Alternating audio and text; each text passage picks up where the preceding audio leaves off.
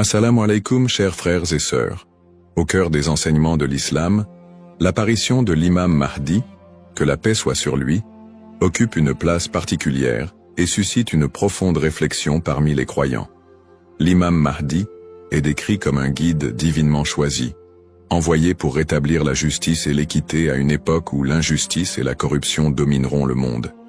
Cette prophétie, profondément ancrée dans les hadiths du prophète Muhammad, Saus, est une source d'espoir pour des millions de musulmans à travers le globe. Dans un monde marqué par l'incertitude, les conflits et les crises, beaucoup se tournent vers les signes de la fin des temps pour mieux comprendre les événements qui les entourent. L'idée de l'apparition prochaine du Mahdi est perçue non seulement comme un événement spirituel, mais aussi comme une promesse de renouveau et de paix universelle.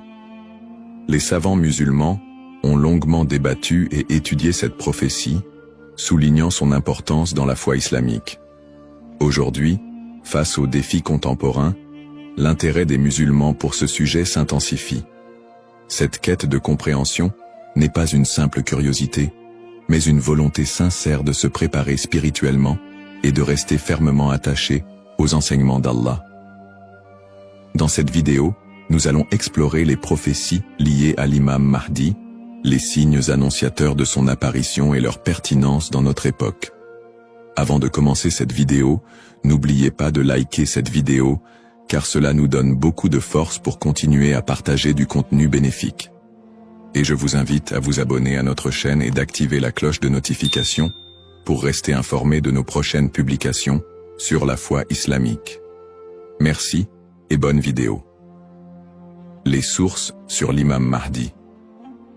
L'histoire et le rôle de l'imam Mahdi, que la paix soit sur lui, sont tirés des enseignements prophétiques et occupent une place importante dans la tradition islamique.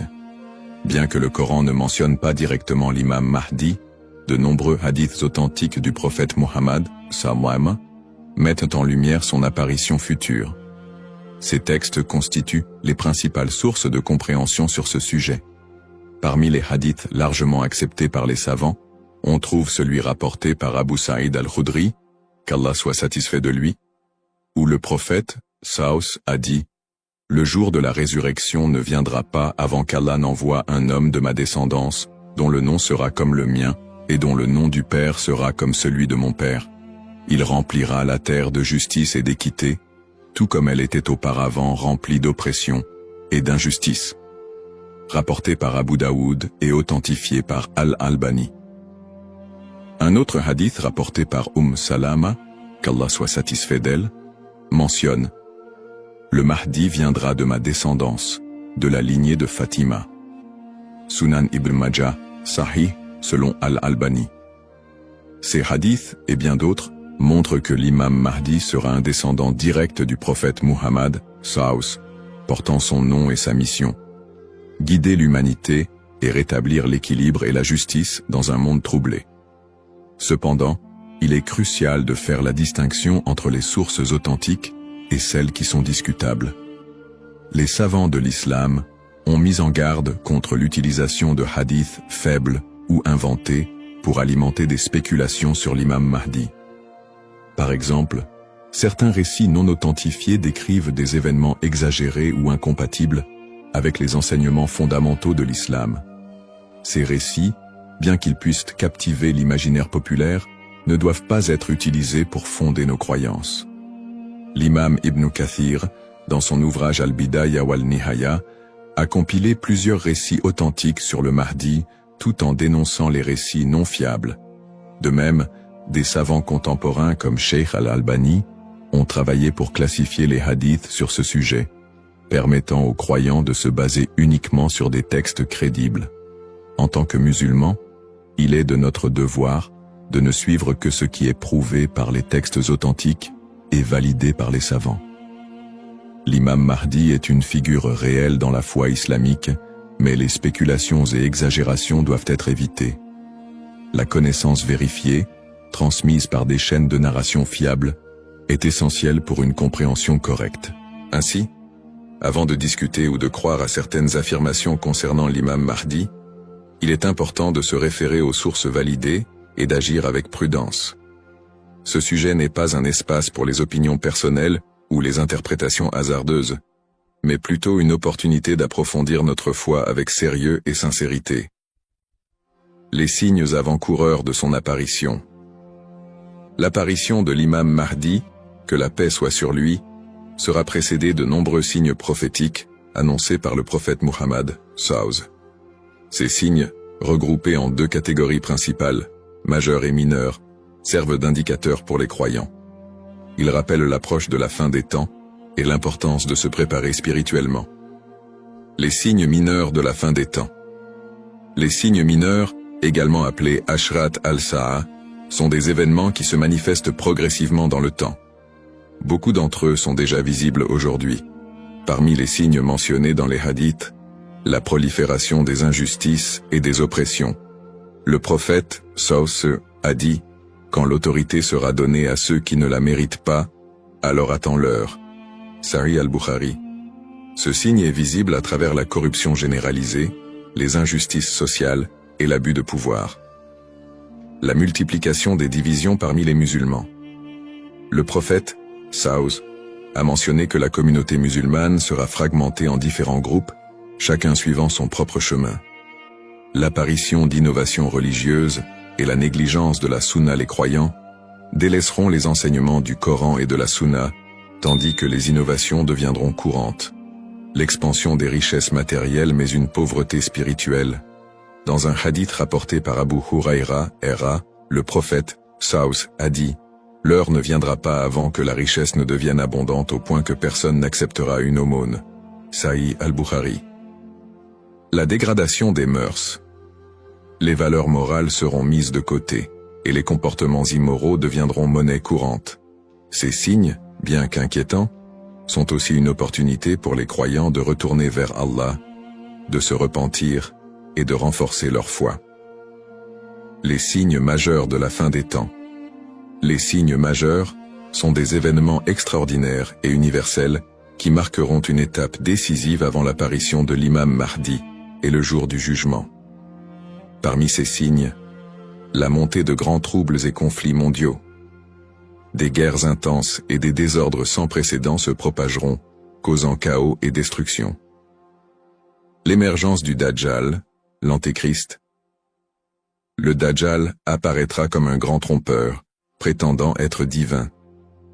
Il sera un test majeur pour les croyants. L'imam Mahdi sera un guide spirituel crucial pour affronter cette épreuve. L'apparition d'un feu en Arabie. Le prophète, SAW, a dit « L'heure ne viendra pas avant qu'un feu ne sorte du Hijaz et éclaire les coups des chameaux à Bousra. » Sahih al-Bukhari. Le lever du soleil à l'ouest. Ce phénomène surnaturel marquera un point de non-retour pour le repentir des gens. La descente de Jésus, Issa, que la paix soit sur lui, Jésus, As, reviendra pour soutenir l'imam Mahdi, vaincre le Dajjal et instaurer la justice. Événements actuels liés aux signes. De nombreux croyants se demandent si les événements contemporains, tels que les catastrophes naturelles, les pandémies, les guerres et l'érosion des valeurs morales, pourraient être liés à ces signes prophétiques. Bien que certains événements puissent sembler correspondre, il est important de rappeler que seul Allah connaît le moment exact de la réalisation de ces prophéties. Interprétation des signes par les savants. Les savants islamiques soulignent que les signes de la fin des temps ne doivent pas être interprétés littéralement ni utilisés pour prédire des dates précises. Leur rôle est de renforcer notre foi et de nous rappeler l'impermanence de ce monde. Cheikh al-Islam Ibn Taymiyyah et d'autres érudits ont mis en garde contre les spéculations excessives, rappelant que les prophéties doivent être comprises dans leur contexte spirituel et non comme des prédictions mondaines. Se préparer tout en restant modéré. Face à ces signes, les musulmans sont appelés à se tourner vers Allah par la prière, la lecture du Coran et les bonnes actions. Il est essentiel de ne pas sombrer dans la panique ou les théories sensationnalistes, mais plutôt de renforcer notre foi et notre confiance en Allah. Comme le prophète SAW l'a dit, « Agissez tant que vous êtes en vie ». Un rappel essentiel. Enfin, Il est crucial de se souvenir que seul Allah connaît le moment exact de l'apparition de l'imam Mahdi et du jour du jugement. Le rôle du croyant est de se préparer spirituellement et d'agir pour le bien, sans céder aux inquiétudes ou à l'impatience. Qui est l'imam Mahdi? L'imam Mahdi, que la paix soit sur lui, est une figure centrale des prophéties islamiques liées à la fin des temps. Son nom, Al-Mahdi, signifie « le bien guidé », et il est décrit comme un leader choisi par Allah pour restaurer la justice et l'équité dans un monde plongé dans l'injustice et la corruption. Il incarne l'espoir et la rédemption pour les croyants, à une époque où les valeurs morales et spirituelles auront été gravement dégradées. Le rôle de l'imam Mahdi selon les enseignements islamiques. Le rôle principal de l'imam Mahdi sera de guider l'humanité sur le chemin de la vérité et de la foi. Il apportera la justice dans un monde envahi par l'oppression et rétablira l'ordre dans les sociétés désorganisées. Le prophète Muhammad, Saus, a dit « Il remplira la terre de justice et d'équité, tout comme elle était auparavant remplie d'injustice et d'oppression. » Sunan Abu Daoud, Sahih selon Al-Albani. Le Mahdi sera également un défenseur de l'islam et de l'unité de la communauté musulmane. Ummah. Son arrivée coïncidera avec une période de chaos, où les croyants seront divisés et éprouvés par de grandes tribulations. Il unifiera les musulmans sous une bannière commune, et les guidera dans des batailles contre les forces du mal, notamment le Dajjal, l'Antéchrist. Traits et caractéristiques de l'imam Mahdi. Les hadiths authentiques décrivent l'imam Mahdi comme un homme au physique et aux qualités exceptionnelles, son nom et sa lignée. Il portera le même nom que le prophète Mohammed, Saus, et son père aura également un nom similaire à celui du père du prophète. Il sera un descendant direct du prophète à travers sa fille Fatima, qu'Allah soit satisfait d'elle. Son apparence, dans certains récits, il est décrit comme ayant un front large et un nez aquilin. Ses traits physiques permettront aux croyants de le reconnaître. Son caractère, le Mahdi sera doté d'un sens aigu de la justice, d'une grande sagesse et d'un cœur pur. Il sera aimé et suivi par les croyants sincères. Le prophète Muhammad, Salabas, a dit « Le Mahdi viendra de ma descendance, de la lignée de Fatima. » Sunan ibn Majah, Sahih selon Al-Albani. Le lien avec le prophète Muhammad, Saus. L'imam Mahdi, en tant que descendant direct du prophète Muhammad, Saus, est lié non seulement par sa lignée, mais aussi par sa mission spirituelle. Comme le prophète, il sera un guide pour l'humanité et incarnera les valeurs de l'islam, la justice, la miséricorde et la foi en Allah. Sa venue est perçue comme une continuation de la mission prophétique, avec un accent particulier sur la restauration de l'équilibre dans un monde corrompu. Pourquoi est-il tant attendu par les croyants? L'attente de l'imam Mahdi est profondément enracinée dans l'espoir de voir un monde meilleur. Les musulmans voient en lui un symbole d'espoir, surtout dans les moments de grandes difficultés et d'injustice. Espoir de justice universelle. Dans un monde où les inégalités et les oppressions sont omniprésentes, l'imam Mahdi est attendu comme celui qui rétablira l'équilibre et donnera à chacun son droit. Unité de la communauté musulmane. À une époque où les divisions parmi les musulmans sont nombreuses, il apportera l'unité et la paix au sein de l'Ummah. Un guide spirituel et moral. Alors que les valeurs spirituelles s'érodent, il sera un phare de lumière et un rappel puissant du message divin. Pour les croyants, l'imam Mahdi représente un renouveau spirituel et moral. Sa venue n'est pas simplement un événement futur, mais un rappel constant de l'importance de rester attaché à sa foi, de cultiver la justice et d'agir en tant que serviteur d'Allah. Un rappel essentiel. Bien que l'attente du Mahdi soit source d'espoir, il est important de se rappeler qu'Allah seul connaît le moment de son apparition. Comme le prophète Muhammad, Saus, l'a dit, il viendra au moment qu'Allah aura choisi pour lui. Cette croyance nous rappelle de nous concentrer sur nos propres actions et de renforcer notre foi en préparation à cet événement majeur. Le rôle du croyant en attendant l'imam Mahdi. L'attente de l'imam Mahdi, que la paix soit sur lui, est une réalité profondément ancrée dans la foi islamique. Cependant, cette attente ne doit pas être perçue comme une justification pour l'inaction ou la passivité. Au contraire, le croyant est appelé à renforcer sa foi, ses bonnes actions et son lien avec Allah dans cette période d'attente. Se concentrer sur ses propres actes et sa foi. L'attente de l'imam Mahdi ne signifie pas que les croyants doivent simplement espérer un changement sans agir. Allah nous rappelle dans le Coran, « Certes, Allah ne modifie pas l'état d'un peuple tant qu'il ne modifie pas ce qui est en eux-mêmes. » Sourate Ar-Ra'd 13-11. Cela implique que chaque croyant doit se concentrer sur l'amélioration de ses propres actes, de sa foi et de son comportement. L'imam Mahdi ne viendra pas pour accomplir ce que nous négligeons, mais pour guider une communauté déjà engagée dans la voie d'Allah. Pratique recommandée pour le croyant. En attendant l'imam Mahdi, le croyant doit s'efforcer de maintenir une relation forte et constante avec son Créateur. Voici quelques pratiques essentielles. La prière, salat. La prière est le pilier central de l'islam et le premier acte dont le croyant sera jugé. L'accomplissement régulier des prières obligatoires et surérogatoires est crucial pour renforcer notre foi. Le dhikr, évocation d'Allah, multiplier les invocations et les rappels d'Allah, permet de purifier le cœur et de rester connecté à lui, même dans les moments difficiles. Le prophète Saus a dit, « Le meilleur rappel est « La ilaha illa Allah » Il n'y a de Dieu qu'Allah. La lecture du Coran. Le Coran est la lumière et la guidance pour tout croyant. Sa lecture régulière, accompagnée de méditation sur ses significations, est essentielle pour maintenir un lien avec les enseignements divins. Le tawakkul, confiance en Allah. Face aux épreuves, le croyant doit placer sa confiance totale en Allah, tout en faisant les efforts nécessaires pour s'améliorer. Agir et être un modèle de vertu. L'attente de l'imam Mahdi n'est pas une excuse pour négliger nos responsabilités personnelles, sociales ou spirituelles. Au contraire, chaque croyant doit être un modèle de vertu et d'excellence dans tous les aspects de sa vie. Dans sa famille, en éduquant ses enfants dans les valeurs islamiques et en maintenant une atmosphère de piété et d'amour.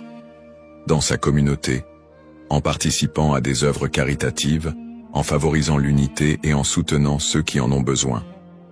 Dans sa conduite quotidienne, en respectant les enseignements de l'islam, en évitant les péchés et en recherchant l'agrément d'Allah dans toutes ses actions. Un rappel d'équilibre et de responsabilité. L'imam Mahdi n'est pas une figure miraculeuse venue pour résoudre tous les problèmes du monde sans notre participation. Son apparition sera une bénédiction pour ceux qui se seront préparés en renforçant leur foi et en accomplissant leurs devoirs religieux et sociaux. Le prophète Mohammed Saus a dit « Travaillez pour ce monde comme si vous alliez vivre éternellement, et travaillez pour l'au-delà comme si vous alliez mourir demain. » Cette sagesse rappelle aux croyants l'importance de trouver un équilibre entre les affaires mondaines et spirituelles, tout en se préparant à l'apparition du Mahdi. En résumé, attendre l'imam Mahdi est une opportunité pour chaque musulman de devenir une meilleure personne, en s'engageant activement dans le bien et en restant fidèle à la voie tracée par le prophète Mohammed. Saus. Les erreurs fréquentes et mises en garde. L'attente de l'imam Mahdi est une croyance importante en islam, mais elle doit être abordée avec prudence et discernement. Les spéculations non fondées et les interprétations erronées des signes peuvent conduire à des malentendus et à des dérives, s'éloignant ainsi des enseignements authentiques de l'islam. Les spéculations non fondées sur son apparition. De nombreuses personnes, face aux troubles mondiaux et aux épreuves, se livrent à des spéculations sur l'apparition imminente de l'imam Mahdi. Certains affirment même avoir vu des signes ou identifié des individus comme étant le Mahdi. Ces spéculations, bien qu'alimentées par l'inquiétude ou l'espoir, sont souvent basées sur des sources faibles ou des interprétations personnelles. Le prophète Mohammed Saus nous a rappelé que seul Allah connaît le moment de ces événements. Quant à l'heure, nul ne la connaît, si ce n'est Allah. Sourate Luqman, 13-6 Shiunu 13-6 Shipatru. Il est donc essentiel de rester vigilant face à ceux qui prétendent connaître des détails précis ou fixer des dates, car cela va à l'encontre des enseignements islamiques. Les dangers d'interpréter les événements sans preuves solides. L'histoire a montré que certains individus ou groupes ont abusé de la croyance en l'imam Mahdi pour manipuler les gens, provoquer des divisions ou instaurer des mouvements extrémistes. Ces interprétations sans fondement solide peuvent semer la confusion et détourner les croyants de leur foi. Les savants mettent en garde contre l'interprétation erronée des textes prophétiques sans une connaissance approfondie. L'utilisation des événements actuels pour affirmer des prophéties sans preuves solides. La propagation de fausses informations ou d'idéologies qui ne reposent pas sur le Coran et la Sunna. Les conseils des savants pour éviter les dérives. Pour se prémunir contre ces erreurs, les savants recommandent les points suivants. S'appuyer sur les sources authentiques, étudier les hadiths authentiques, et éviter les récits douteux ou faibles. Ne pas se précipiter dans les conclusions, rester humble et reconnaître que seul Allah connaît la vérité absolue. Consulter les savants compétents, s'adresser à des érudits fiables pour toute question ou doute sur les prophéties. Se concentrer sur ses propres actes, plutôt que de se perdre dans des spéculations inutiles, renforcer sa foi et accomplir ses devoirs religieux. Un rappel essentiel. L'apparition de l'imam Mahdi est un événement certain, mais son moment reste un secret d'Allah. Le prophète Mohammed SAW nous a enseigné l'importance de ne pas se perdre dans des conjectures, mais de rester attaché aux principes de l'islam et de faire confiance à Allah. Celui qui place sa confiance en Allah, il lui suffit. Sourate At-Talaq, 65-3. En résumé, chaque croyant doit éviter les pièges des spéculations et des interprétations erronées, et se concentrer sur l'essentiel, sa relation avec Allah et son engagement à suivre les enseignements du prophète SAW. L'importance de l'espoir et de la confiance en Allah. Dans un monde rempli de défis, d'épreuves et d'incertitudes, il est essentiel pour les croyants de maintenir un profond sentiment d'espoir et une confiance absolue en Allah. La promesse de l'apparition de l'imam Mahdi, que la paix soit sur lui, n'est pas un appel à la peur, mais un rappel de la miséricorde et de la sagesse infinie d'Allah. Ne pas céder à la peur ou à l'anxiété. Les épreuves de la vie peuvent parfois paraître écrasantes, mais Allah nous rappelle dans le Coran. Ne vous laissez pas abattre et ne soyez pas tristes. Vous êtes les supérieurs si vous êtes croyants. Sourate Al-Imran 3:1-39. Plutôt que de succomber à l'anxiété face aux troubles du monde ou aux signes de la fin des temps, les croyants doivent se rappeler que ces événements font partie du plan divin. Allah est le meilleur des planificateurs, et tout ce qui se passe a une raison profonde, même si elle nous échappe. Chaque épreuve est une opportunité de se rapprocher d'Allah. Les moments de difficulté sont, en réalité, des occasions uniques pour renforcer sa foi et son lien avec Allah. Le prophète Mohammed SAW a dit « La récompense est proportionnelle à l'épreuve.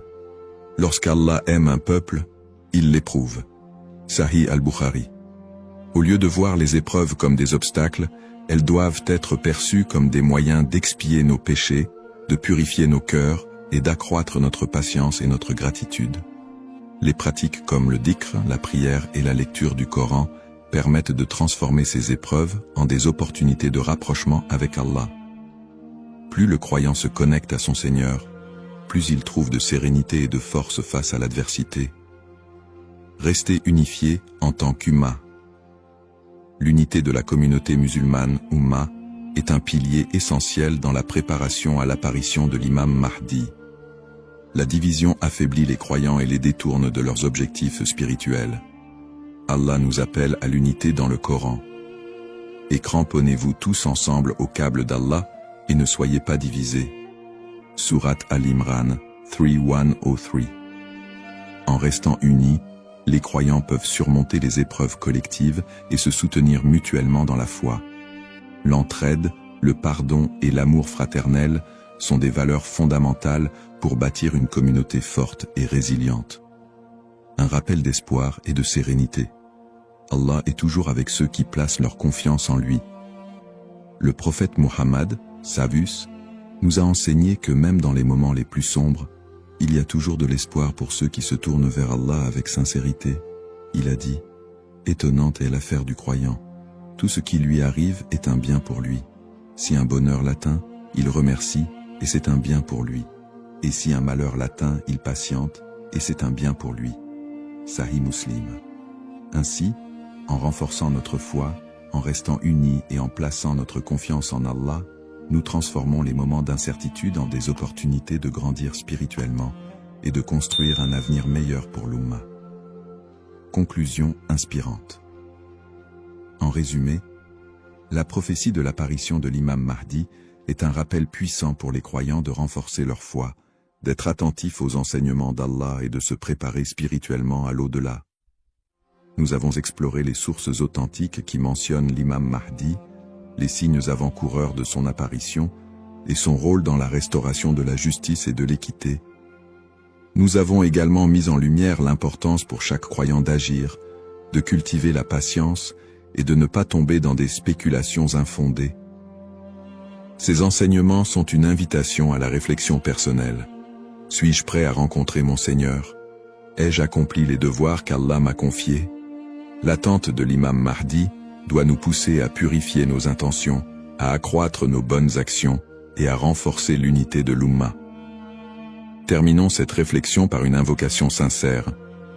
Ô Allah, guide-nous sur le droit chemin, raffermis notre foi et aide-nous à être parmi ceux qui te plaisent. Protège l'humanité des épreuves et des divisions et accorde à l'Ummah l'unité et la paix. Fais de nous des serviteurs sincères et prépare nos cœurs à accueillir tes bénédictions. Amin. Puisse Allah nous accorder la patience, la sagesse et la force d'être des modèles de vertu et de foi. Bismillahirrahmanirrahim. Au nom d'Allah, le tout miséricordieux, le très miséricordieux. Assalamu alaykum wa rahmatullahi wa barakatuh. Que la paix, la miséricorde et les bénédictions d'Allah soient nocturnes pour vous tous. Le Ramadan est là. Un mois béni, un mois où chaque seconde est précieuse, où chaque souffle peut être une adoration, et où chaque invocation peut changer une destinée. Mais avez-vous déjà pensé aux doigts que vous faites chaque soir? Le prophète nous a enseigné que les invocations d'un jeûneur ne restent jamais sans réponse. Imaginez. Chaque soir, après une journée de jeûne, à l'instant où votre âme est la plus pure, vous avez une opportunité unique de vous rapprocher d'Allah, d'effacer vos péchés et d'attirer sa miséricorde infinie. Mais quels sont les meilleurs doigts à réciter chaque soir? Comment être sûr que nos invocations sont aimées d'Allah et acceptées? Aujourd'hui, nous allons voir 3 doigts puissantes à réciter chaque soir du Ramadan, des invocations qui touchent le cœur et élèvent l'âme. Ces paroles, si vous les prononcez avec sincérité, peuvent illuminer votre vie et changer votre destinée. Alors restez bien jusqu'à la fin. Avant de commencer cette vidéo, n'oubliez pas de liker cette vidéo, car cela nous donne beaucoup de force pour continuer à partager du contenu bénéfique. Et je vous invite à vous abonner à notre chaîne et d'activer la cloche de notification pour rester informé de nos prochaines publications sur la foi islamique. Partagez-la avec vos proches et laissez un commentaire pour me dire ce que vous en pensez. Merci et bonne vidéo. La puissance des doigts pendant le Ramadan. Le mois de Ramadan est bien plus qu'un simple mois de jeûne. C'est un moment de connexion profonde avec Allah. Une opportunité unique pour que nos prières soient exaucées. En effet, Allah nous a promis dans le Coran, « Et quand mes serviteurs t'interrogent à mon sujet, alors je suis tout proche, je réponds à l'appel de celui qui m'invoque quand il m'appelle. » Sourate Al-Baqarah 246. Ce verset est d'autant plus significatif qu'il se trouve au cœur des passages qui parlent du jeûne du Ramadan. Comme si Allah nous rappelait que ce mois béni est un moment où ses portes sont grandes ouvertes pour accueillir nos supplications. Pourquoi les doigts ont un impact particulier pendant le Ramadan? 1. Les portes du ciel sont ouvertes. Selon un hadith rapporté par Al-Bukhari et Muslim, le prophète a dit « Quand vient le mois de Ramadan, les portes du paradis s'ouvrent, celles de l'enfer se ferment et les diables sont enchaînés. Cela signifie que l'influence du mal diminue, nous rendant plus réceptifs à la spiritualité et nous permettant de nous concentrer davantage sur nos invocations. 2. Le jeûneur a une invocation qui ne sera jamais rejetée. Le prophète a dit « 3 invocations ne sont pas rejetées. L'invocation du jeûneur au moment de la rupture du jeûne, celle de l'opprimé et celle du voyageur. » Tirmidhi 35-98. Ainsi, chaque soir, juste avant de rompre le jeûne, nous avons un moment privilégié où nos supplications montent directement vers Allah. Imaginez alors l'impact de 3 doigts précises et puissantes, répétées chaque soir avec foi et sincérité. Un exemple inspirant. L'histoire de l'homme qui a vu sa vie changer grâce à une doua. Il était une fois un homme simple, habitué à réciter une seule invocation chaque soir du Ramadan. « Ô Allah, pardonne-moi, éclaire mon cœur et guide-moi vers ce qui est meilleur pour moi. » Pendant des années, il n'a vu aucun changement majeur dans sa vie. Mais un jour, après plusieurs ramadans passés à répéter cette même invocation, tout s'est transformé. Il a trouvé un emploi qu'il n'espérait plus, ses soucis financiers se sont envolés, et surtout, son cœur s'est rempli d'une paix qu'il n'avait jamais connue auparavant. Il a alors compris que chaque doua est comme une graine semée dans l'invisible. Même si on ne voit pas immédiatement les fruits, Allah répond toujours de la meilleure manière et au meilleur moment. Ainsi, imaginez l'impact des 3 douas que nous allons découvrir ensemble. Si vous les récitez chaque soir du Ramadan avec sincérité, elles pourraient bien être le secret d'un avenir meilleur, rempli de bénédictions. Première doua, l'invocation pour le pardon. Dans notre quotidien, nous commettons tous des erreurs. Parfois consciemment, parfois sans même nous en rendre compte. Mais Allah, dans son infinie miséricorde, nous a donné une clé précieuse pour effacer nos fautes. L'istighfar, la demande de pardon. Le Ramadan est le mois du pardon par excellence. C'est une période où Allah ouvre grandes ses portes de miséricorde et efface les péchés de ceux qui reviennent sincèrement à lui. Le prophète a dit « Celui qui jeûne le Ramadan avec foi et en recherchant la récompense d'Allah verra ses péchés passer pardonnés. » Al-Bukhari, Muslim. Tout miséricordieux, le très miséricordieux. Assalamu alaykum wa rahmatullahi wa barakatuh. Que la paix, la miséricorde et les bénédictions d'Allah soient sur vous tous. Le Ramadan est là, un mois béni, un mois où chaque seconde est précieuse, où chaque souffle peut être une adoration et où chaque invocation peut changer une destinée. Mais avez-vous déjà pensé aux doigts que vous faites chaque soir? Le prophète nous a enseigné que les invocations d'un jeûneur ne restent jamais sans réponse. Imaginez, chaque soir, après une journée de jeûne, à l'instant où votre âme est la plus pure, vous avez une opportunité unique de vous rapprocher d'Allah, d'effacer vos péchés et d'attirer sa miséricorde infinie. Mais quels sont les meilleurs doigts à réciter chaque soir? Comment être sûr que nos invocations sont aimées d'Allah et acceptées? Aujourd'hui, nous allons voir 3 doigts puissantes à réciter chaque soir du Ramadan, des invocations qui touchent le cœur et élèvent en l'âme. Ces paroles, si vous les prononcez avec sincérité, peuvent illuminer votre vie et changer votre destinée. Alors restez bien jusqu'à la fin. Avant de commencer cette vidéo, n'oubliez pas de liker cette vidéo, car cela nous donne beaucoup de force pour continuer à partager du contenu bénéfique.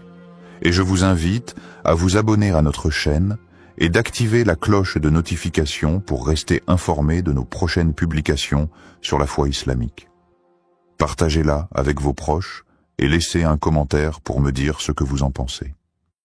Merci et bonne vidéo, la puissance des doigts pendant le Ramadan. Le mois de Ramadan est bien plus qu'un simple mois de jeûne. C'est un moment de connexion profonde avec Allah, une opportunité unique pour que nos prières soient exaucées. En effet, Allah nous a promis dans le Coran, « Et quand mes serviteurs t'interrogent à mon sujet, alors je suis tout proche. Je réponds à l'appel de celui qui m'invoque quand il m'appelle. » Sourate Al-Baqarah 2:186. Ce verset est d'autant plus significatif qu'il se trouve au cœur des passages qui parlent du jeûne du Ramadan.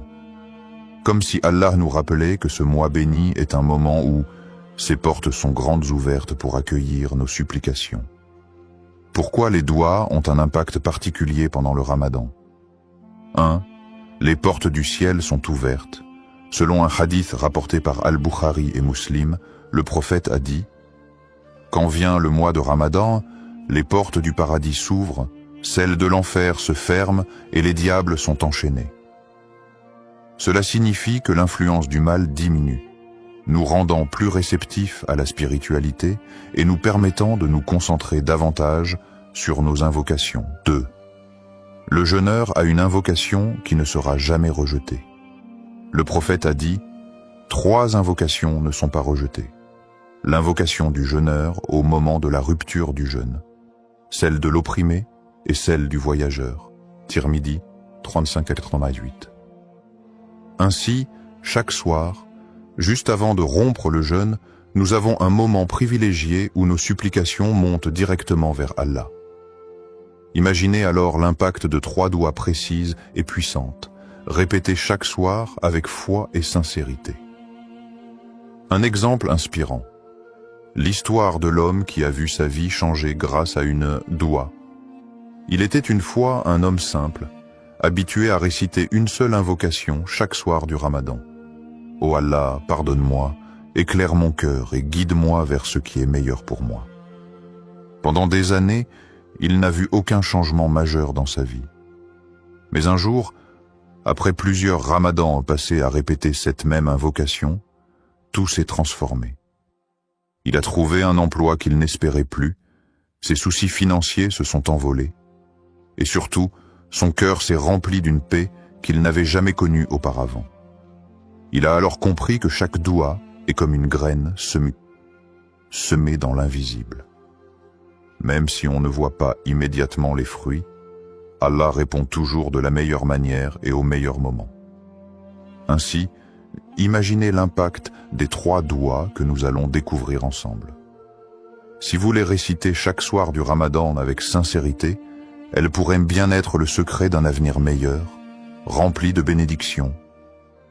Première doua, l'invocation pour le pardon. Dans notre quotidien, nous commettons tous des erreurs. Parfois consciemment, parfois sans même nous en rendre compte. Mais Allah, dans son infinie miséricorde, nous a donné une clé précieuse pour effacer nos fautes. L'istighfar, la demande de pardon. Le Ramadan est le mois du pardon par excellence. C'est une période où Allah ouvre grandes ses portes de miséricorde et efface les péchés de ceux qui reviennent sincèrement à lui. Le prophète a dit « Celui qui jeûne le Ramadan avec foi et en recherchant la récompense d'Allah verra ses péchés passés pardonnés. » Al-Bukhari, Muslim. Tu es celui qui efface les péchés. Tu aimes le pardon, alors pardonne-moi. Tirmidhi 3513. C'est cette invocation que le prophète a enseignée à Aïcha, radiyallahu anha, lorsqu'elle lui a demandé « Ô messageur d'Allah, si je trouve la nuit du destin, que dois-je dire ?» Il lui répondit avec cette doua puissante. Pourquoi demander pardon chaque soir du Ramadan? 1. Allah aime pardonner. Le pardon d'Allah est immense. Même si nos péchés atteignaient les cieux, Allah les effacerait si nous nous tournons sincèrement vers lui. Il dit dans le Coran, 10. Ô mes serviteurs qui avez commis des excès à votre propre détriment, ne désespérez pas de la miséricorde d'Allah. Car Allah pardonne tous les péchés. Oui, c'est lui le pardonneur, le très miséricordieux. Sourate Az-Zumar 39-53. 2. Un cœur purifié attire les bénédictions. Demander pardon chaque soir, c'est nettoyer son cœur avant de dormir et attirer la lumière divine. Imaginez-vous aller au lit en sachant que vos erreurs de la journée ont été effacées. Quelle tranquillité d'âme. 3. Le pardon ouvre les portes du succès. L'istighfar n'efface pas seulement les péchés, mais il attire aussi la prospérité et le bonheur. Le prophète Nour alayhi salam a dit à son peuple: implorez le pardon de votre Seigneur. En vérité, il est grand pardonneur. Il enverra sur vous du ciel des pluies abondantes. Il vous accordera beaucoup de biens et d'enfants, et vous donnera des jardins et des rivières. Sourate Nour, 71, 10, 12. Une histoire inspirante sur la puissance du pardon d'Allah. Un homme pieux avait un passé sombre. Il avait commis de nombreux péchés, mais il avait une habitude. Chaque soir, avant de dormir, il demandait sincèrement pardon à Allah. Une nuit, il fit un rêve étrange. Il vit une immense mer remplie d'encre noire, représentant ses péchés. Pris de panique, il se mit à pleurer et à implorer Allah. « Ô Allah, pardonne-moi, je suis perdu sans toi. » Soudain, une pluie dorée tomba du ciel, effaçant toute l'encre noire et laissant place à une eau cristalline.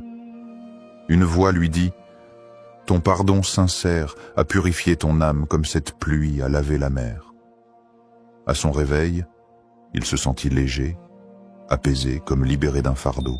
Il comprit alors que chaque istighfar n'est pas juste une parole, mais un acte qui transforme notre destinée. Conclusion. Adoptez cette habitude chaque soir. Chaque soir du Ramadan, prenez quelques secondes pour réciter cette doua avec sincérité. Vous verrez votre cœur s'apaiser, votre foi se renforcer et votre vie s'embellir. Et si ce Ramadan était le début d'un nouveau départ pour vous, ne sous-estimez jamais la puissance d'un simple istighfar. Deuxième doua, l'invocation pour la guidance et la lumière d'Allah. Dans un monde rempli d'incertitudes, d'épreuves et de tentations, nous avons un besoin constant de la lumière et de la guidance d'Allah. Sans cette lumière divine, nous risquons de nous égarer, de prendre de mauvaises décisions et de sombrer dans le doute et l'anxiété. Le Ramadan est un moment idéal pour rechercher la guidance divine, car c'est le mois où le Coran a été révélé comme une lumière pour l'humanité. Allah nous rappelle dans le Saint-Coran: « Ce livre, nul doute, est une guidance pour les pieux. » Sourate Al-Baqarah 2.2. Alors, quelle invocation peut nous aider à rester sur le droit chemin et à recevoir la lumière d'Allah dans nos cœurs et nos vies? La doua à réciter chaque soir pour la guidance et la lumière. Allahum ajal fi qalbi noura, wa fi lisani noura, wa fi sam'i noura, wa fi basari noura, wa min fawqi noura, wa min tahti noura, wa an yamini noura, wa an shamali noura, wa min amami noura, wa min khalfi noura, wa ajalli noura. Allahumma ajal fi qalbi nouran, wa fi lisani nouran, وفي سمعي نوران وفي بصري نوران ومن فوقي نوران ومن تحتي نوران وعن يميني نوران وعن شمالي نوران ومن أمامي نوران ومن خلفي نوران وجلي نوران. Ô Allah, mets dans mon cœur une lumière, sur ma langue une lumière, dans mon ouïe une lumière, dans ma vue une lumière, au-dessus de moi une lumière, en dessous de moi une lumière, à ma droite une lumière, à ma gauche une lumière, devant moi une lumière, derrière moi une lumière, et mets en moi une lumière. Rapporté par Muslim, 763. Cette invocation, récitée par le prophète, est une prière profonde qui demande à Allah de remplir notre être et notre vie de sa lumière divine. Pourquoi cette doua est-elle si puissante? Elle renforce la foi et éloigne les doutes. Dans un monde où nous sommes sans cesse confrontés aux doutes et aux épreuves, cette invocation nous donne une direction claire et nous protège du désespoir. Allah dit: « Allah est le protecteur de ceux qui croient, il les fait sortir des ténèbres vers la lumière. » Sourate Al-Baqarah 2.257 2. Elle éloigne la tristesse et l'angoisse. Parfois, nous nous sentons perdus, tristes, vide spirituellement. Cette doua est comme une lampe qui éclaire notre cœur, en apportant sérénité et apaisement. 3. Elle nous guide dans nos décisions, dans la vie, Nous sommes amenés à faire des choix difficiles. Cette invocation demande à Allah de nous montrer la meilleure voie, celle qui nous rapproche de lui et qui est remplie de sagesse et de paix. Une histoire inspirante. La lumière dans l'obscurité. Un jeune homme nommé Yassir traversait une période de doute. Il se sentait perdu, hésitant sur les choix à faire pour son avenir. Devait-il continuer dans la voie ciblée qu'il avait choisie ou changer complètement de direction? Une nuit, en pleine prière, il se rappela cette invocation qu'il avait entendue dans un sermon. Il la récita avec une sincérité profonde, demandant à Allah de lui montrer la lumière. Les jours suivants, des signes ont commencé à apparaître, des opportunités inattendues, des rencontres inspirantes, une paix intérieure qu'il n'avait pas ressentie depuis longtemps. Il comprit que cette doua avait dissipé ses doutes et illuminé son cœur. Adoptez cette habitude, chaque soir. Imaginez-vous répéter cette invocation chaque soir du Ramadan. Quelle lumière pourrait envahir votre cœur? Quel changement positif Allah pourrait-il opérer dans votre vie? Ne laissez pas l'obscurité de ce monde vous envahir. Faites cette invocation chaque soir et laissez Allah éclairer votre chemin. Troisième doua, l'invocation pour l'acceptation des prières et la miséricorde. Le Ramadan est un mois d'efforts spirituels intenses. Nous jeûnons, prions, donnons aux nécessiteux et nous nous rapprochons d'Allah. Mais que valent tous ces efforts si Allah ne les accepte pas? L'un des plus grands enseignements du prophète Ibrahim, paix sur lui, est qu'il demandait constamment l'acceptation de ses actes par Allah malgré sa piété exemplaire. Il disait « Ô notre Seigneur, accepte cela de notre part, car c'est toi l'audient, l'omniscient. » Sourate Al-Baqarah, 227. Nous devons adopter cette même humilité et implorer Allah chaque soir pour qu'il accepte nos invocations, nos prières et nos actions. La doua à réciter chaque soir pour l'acceptation des prières et la miséricorde. Rabbana taqabbal minna innaka anta as-sami'u al-alim wa tub alayna innaka anta at-tawwabur rahim. Rabbana taqabbal minna innaka anta as-sami'u al-alim wa tub alayna innaka anta at-tawwabur rahim. Ô notre Seigneur, accepte cela de nous, car tu es celui qui entend tout, l'omniscient. Et pardonne-nous, car tu es celui qui accepte le repentir, le très miséricordieux. Sourate Al-Baqarah, 227 à 228. Pourquoi cette doua est-elle essentielle? Aucune action n'a de valeur si elle n'est pas acceptée. Ce n'est pas la quantité de nos actes qui compte, mais l'acceptation d'Allah. Un petit acte sincère peut peser plus lourd qu'une montagne d'actions faites sans sincérité. 2. Elle nous rappelle l'importance de l'humilité. Peu importe nos efforts, nous devons toujours revenir à Allah en lui demandant d'accepter nos actions et de nous pardonner nos manquements. 3. Elle renforce notre lien avec Allah. En demandant chaque soir l'acceptation de nos prières et de nos bonnes actions, nous restons connectés à Allah et développons une plus grande conscience spirituelle. Une histoire inspirante. L'homme dont les doigts ont changé la vie. Il y avait une femme pieuse, nommée Aïcha, qui jeûnait chaque Ramadan avec beaucoup de ferveur. Elle priait longuement la nuit, donnait en aumône et multipliait les bonnes actions, mais au fond d'elle, elle doutait. Allah accepterait-il vraiment ses efforts? Un jour, elle entendit un érudit dire « L'important n'est pas seulement de prier et de jeûner, mais de demander sans cesse à Allah d'accepter ses actions, car un acte non accepté est comme une graine qui n'a pas germé. » Cette parole la toucha profondément. Dès lors, chaque soir du Ramadan, elle ajouta cette invocation à ses prières. Elle se remit en question, cherchant davantage la sincérité et l'amour d'Allah dans chacun de ses actes. Quelques années plus tard, elle vécut un rêve bouleversant. Elle se voyait devant un jardin immense, lumineux, rempli de fruits abondants. Une voix douce lui disait « Ces fruits sont les prières et les invocations que tu as faites avec sincérité. Allah les a acceptés et il t'a accordé bien plus que ce que tu espérais. » Elle se réveilla en larmes, le cœur empli de gratitude. Elle comprit alors que demander l'acceptation d'Allah était un acte aussi important que l'acte lui-même. Faites cette invocation chaque soir. Imaginez-vous répétant cette invocation chaque soir du Ramadan en implorant Allah d'accepter votre jeûne, vos prières et vos bonnes actions. Que se passerait-il si Allah acceptait chacune de vos invocations? Quelle transformation verrez-vous dans votre vie et dans votre foi? Ne laissez pas vos efforts être vains. Implorez Allah avec sincérité et confiance, et laissez sa miséricorde illuminer votre cœur. Comment intégrer ces doigts chaque soir du Ramadan? Le Ramadan est une période bénie où chaque acte d'adoration est multiplié et élevé auprès d'Allah. Mais comment s'assurer que nous récitons ces 3 doigts chaque soir avec constance, sincérité et concentration? Voici quelques conseils pratiques pour intégrer ces invocations dans votre routine quotidienne et maximiser leur impact spirituel. Quand réciter ces doigts pour en tirer le meilleur bénéfice? Le moment où vous faites vos doigts peut avoir un grand impact sur leur acceptation. Voici les 3 meilleurs moments pour réciter ces invocations. Après la prière du Maghreb ou du Isha, juste après la prière, lorsque le cœur est apaisé, c'est un instant privilégié pour invoquer Allah.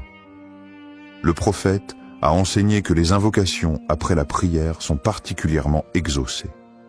Pendant ou après la prière de Tahajjud, si vous vous levez pour prier la nuit, profitez de ces instants où Allah répond aux invocations.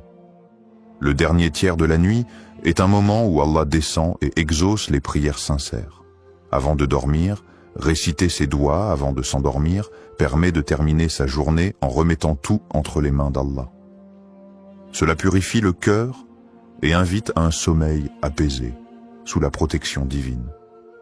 Comment être constant et sincère dans ses doigts? Faire des doigts chaque soir demande de la discipline et une sincérité profonde. Voici quelques astuces pour ne pas les oublier et les faire avec un cœur attentif. Créez une habitude spirituelle. Associez vos doigts à un moment précis de votre routine, après le Isha avant de dormir. Répétez cette habitude chaque soir jusqu'à ce qu'elle devienne naturelle. Écrivez vos doigts. Notez ces 3 doigts sur une feuille, un carnet ou votre téléphone. Ayez-les toujours à portée de main, surtout au moment de prier. Récitez-les lentement et avec réflexion. Au lieu de les dire machinalement, prenez le temps de méditer chaque mot, en pensant à leur signification et à leur impact sur votre vie. Mettez de l'émotion dans vos invocations. Imaginez que vous êtes devant Allah, qu'il vous écoute attentivement. Pleurez si vous en ressentez le besoin, ouvrez-lui votre cœur sans retenue. Soyez constant, même après le Ramadan. Cette habitude ne doit pas s'arrêter après le mois béni. Plus vous êtes régulier dans vos invocations, plus elles auront d'impact sur votre vie. Comment rendre ces doigts encore plus puissantes? Pour que ces invocations soient encore plus efficaces, voici quelques conseils inspirés du Coran et de la Sunna. Invoquez avec une intention pure. Avant de réciter ces doigts, purifiez votre intention. Faites-le uniquement pour plaire à Allah et non pour des gains matériels immédiats. Soyez en état de pureté. Faites vos invocations après les ablutions, wudu, dans un lieu propre et calme. Cela favorise la concentration et l'humilité. Levez les mains vers le ciel. C'est une sunna du prophète. Lorsque vous invoquez Allah avec les paumes tournées vers le ciel, c'est un geste d'humilité et de soumission. Prononcez les noms d'Allah avant de commencer. Dire « Ya Rahman, Ya Rahim » au miséricordieux, au très miséricordieux ou Ya Allah aide à renforcer votre connexion spirituelle avant de réciter votre doigt. Ayez une foi inébranlable. Lorsque vous faites une invocation, croyez fermement qu'Allah va y répondre. Le prophète a dit « Invoquez Allah en étant certain qu'il exaucera votre demande » rapporté par At-Tirmidhi. Multipliez les bonnes actions. Un cœur pur et des actions sincères rendent les doigts encore plus puissantes. Faites du bien autour de vous, donnez en aumône et évitez les péchés pour que vos invocations soient acceptées plus facilement. Imaginez le pouvoir de ces doigts dans votre vie. Et si, chaque soir du Ramadan, vous faisiez ces invocations avec sincérité? Et si, grâce à ces doigts, Allah purifiait votre cœur, acceptait vos efforts et transformait votre destinée? Le Ramadan passe vite. Ne manquez pas ces moments précieux où le ciel est ouvert et où Allah attend vos invocations. Commencez dès ce soir. Levez les mains, récitez ces 3 doigts et laissez Allah illuminer votre chemin. Conclusion inspirante. Ne sous-estimez jamais la puissance des doigts. Tout au long du Ramadan, chaque instant est une opportunité d'élévation spirituelle et chaque invocation est une porte ouverte vers la miséricorde divine. Ne sous-estimez jamais la puissance des doigts. Elles peuvent changer votre destin, purifier votre âme et rapprocher votre cœur d'Allah. Le prophète a dit « L'invocation est l'essence même de l'adoration », rapporté par At-Tirmidhi. Cela signifie que chaque parole que vous adressez à Allah est entendue. Chaque supplication est précieuse. Et chaque sincérité dans vos invocations est une lumière ajoutée à votre cœur. Faites de ces doigts votre arme spirituelle. Imaginez un instant, si chaque soir du Ramadan, vous leviez les mains avec sincérité. Si vous demandiez pardon à Allah, imploriez sa guidance et suppliez qu'il accepte vos efforts. Comment votre vie pourrait-elle changer? Allah écoute chaque invocation sincère, et même si la réponse ne vient pas immédiatement, elle vient toujours au moment parfait. Chaque doua prononcé avec conviction trace un chemin vers la lumière. Commencez dès ce soir. Prenez 5 minutes après votre prière pour réciter ces 3 douas. Demandez avec le cœur et avec une foi inébranlable. Faites confiance à Allah. Il sait ce qui est le meilleur pour vous. Le prophète a dit « Allah est généreux et il est gêné de renvoyer les mains de son serviteur vides lorsqu'il l'invoque. » Rapporté par Abu Daoud, At-Tirmidhi. Alors n'ayez pas peur de demander. Peu importe vos épreuves, vos faiblesses ou vos doutes, Allah est là, il écoute et il aime ceux qui l'invoquent. Faites ces doigts chaque soir du Ramadan et laissez Allah illuminer votre vie. Twinkle, twinkle, little star.